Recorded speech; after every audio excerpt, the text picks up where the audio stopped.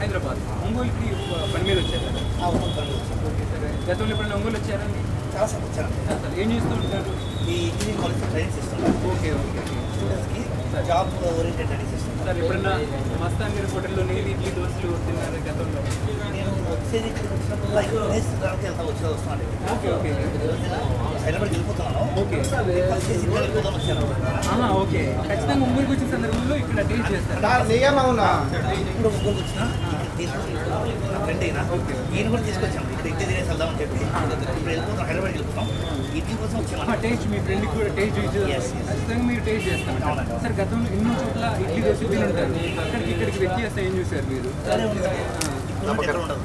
ఉండదు అదే మాట మస్తాన్ ఒంగోలులో ఇంటి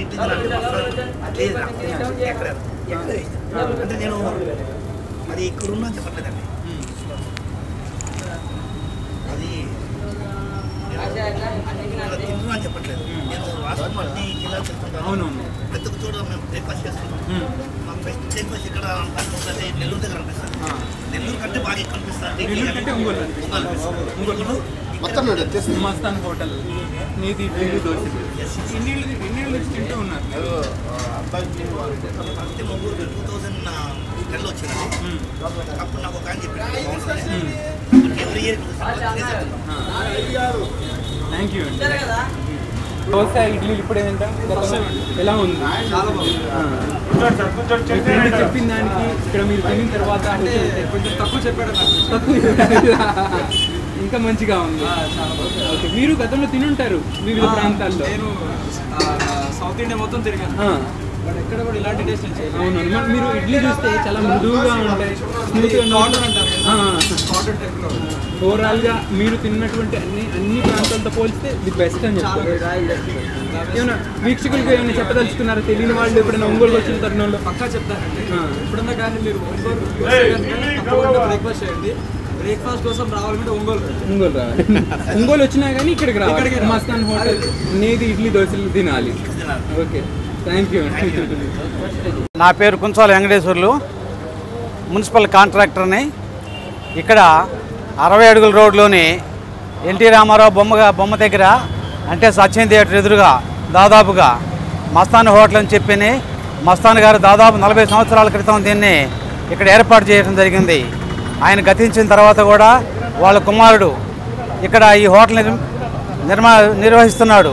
అయితే శుచికి శుభ్రతకి పెట్టింది పేరు హోటల్ అంటే ఇక్కడ నెయ్యి ఇడ్లీ, నెయ్యి దోశ, మామూలు దోశ కానీ సకాలంలో కస్టమర్లకు ఇబ్బంది లేకుండా అందించి అందరికీ సేవలు చేస్తున్నారు. మంచి పేరున్నటువంటి హోటల్ ఇది. మీరు ఎన్నేళ్ళ నుంచి తింటా ఉన్నారు? నేను దాదాపుగా 20 సంవత్సరాల నుంచి తింటున్నా ఇక్కడ. మస్తాన్ గారు ఉన్నప్పటి నుంచి తింటానే ఉన్నా ఇక్కడ. అదే రుచి, ఇంకా అంతకంటే బాగా నాణ్యంగా ప్రిపరేషన్ చేస్తున్నారు, బాగుంటుంది. ఎక్కడెక్కడి నుంచో వచ్చి ప్రయాణికులు కూడా బస్సు దిగి రాగానే ముందు ఇక్కడికి వస్తారు. రైల్వే స్టేషన్ దిగిన వాళ్ళు కూడా ఇక్కడికే వస్తారు. అందరూ ఇక్కడికి వచ్చి టిఫిన్ చేసి వెళ్తుంటారు. అంత నాణ్యంగా ఉంటుంది, అంత శుభ్రంగా కూడా ఉంటుంది. మా బంధువులు వచ్చినప్పుడు కూడా మేము ఏడికే వస్తుంటాము, ఏడికే వచ్చి పార్సల్ తీసుకెళ్ళి వాళ్ళకి పెట్టుకుంటాము. వాళ్ళు కూడా తిని బాగుంది ఎక్కడ తెచ్చామన్నట్టు నన్ను అడుగుతుంటారు కూడాను. మస్తాన్ గారి హోటల్లో మీకు ఇడ్లీ నచ్చుతుందా, దోశ నచ్చుతుందా? మెయిన్ దోశ బాగుంటుంది, మెయిన్గా దోశ బాగుంటుంది. ఇడ్లీ కూడా బాగానే ఉంటుంది. అయితే ఈ నెయ్యి ఇడ్లీ అనేది ఇక్కడ ప్రాముఖ్యత. ఇడ్లీ మీరు దోశని ఇష్టపడతారు బాగా? దోశని ఇష్టపడతాం.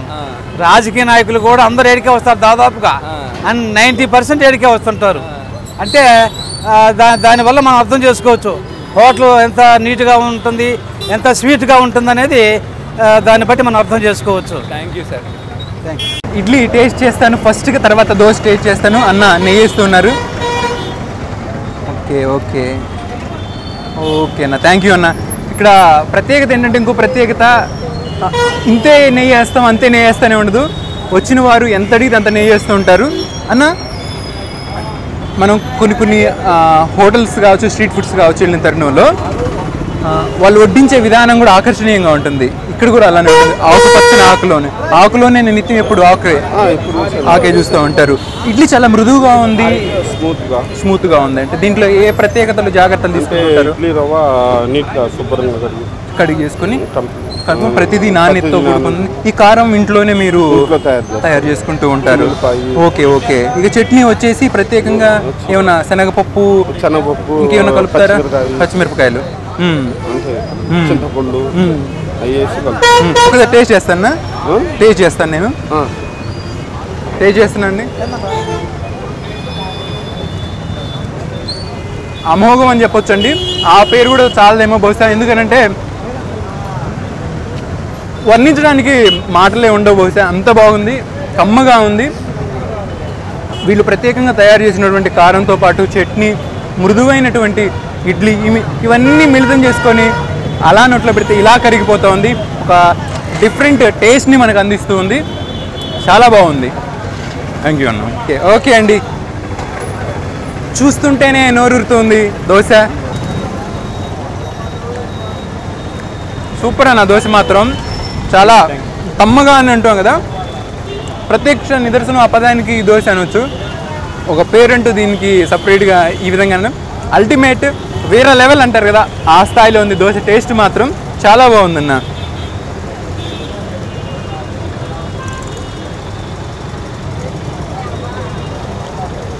అంటే చట్నీలో కూడా ఏమైనా జాగ్రత్త తీసుకుంటూ ఉంటారా? చట్నీ మిరగాయలు బాగా వేయించేసి చింతపండు మనం మంచి మిరగాయలు కొనేస్తాం. మంచి మిరపకాయలు బస్తా బస్తా 2 బస్తాలు వేయించుకొని జాగ్రత్తగా ఇంట్లో పని వాళ్ళు ఉంటారు, అన్ని జాగ్రత్తగా చేయించుకొని అన్ని దగ్గరుండి. అత్తయ్య గారు ఉంటారు, మా మామయ్య గారు, మీరవల్ గారు, మా మామయ్య, వాళ్ళ నాన్న మా మేనమామ, మా అత్తయ్య గారు ఉంటారు ఇంటి దగ్గర. దాంతో అన్ని జాగ్రత్తగా తీసుకుంటారు. అవును. అంటే ఇప్పుడు అంటే దోశకి ఒక అదే స్థాయిలో ఉన్నటువంటి చట్నీ కావాలి. ఆ చట్నీ ఇదైతే ఖచ్చితంగా ఇదే అని చెప్పొచ్చు. చాలా స్పైసీగా ఉంది. కారపొడి ఆ దోశ మీద లైట్గా కారం పొడి చల్లినట్టు మన ఇంట్లో మన ఇంట్లో కొట్టేస్తారు ఇంట్లో. అదే నేను ఇందాక కూడా చెప్తూ ఉన్నాను, ప్రత్యేకంగా మీరే తయారు చేస్తారు, షాపుల్లో కొనుగోలు చేయకుండా అక్కడ జాగ్రత్త పడుతూ ఉంటారు. ఓవరాల్గా ఆ దోశకి మీరు ఏదైతే నాణ్యతతో కూడినటువంటి బియ్యం వాడి ఆ దోశతో పాటు కాలుస్తున్న సందర్భంలో ఆ కారం, మీరు ప్రత్యేకంగా తయారు చేసుకున్నటువంటి కారం కావచ్చు, వేటపాలెం జీడిపప్పు, ఎండు కొబ్బరి, ఇవన్నీ మిళితమే ఒక డిఫరెంట్ ఫ్లేవర్ని అంతిమంగా ఇందాకన్నట్టు వేరే లెవెల్లో ఉందన్న టేస్ట్ మాత్రం. థ్యాంక్ యూ అన్న.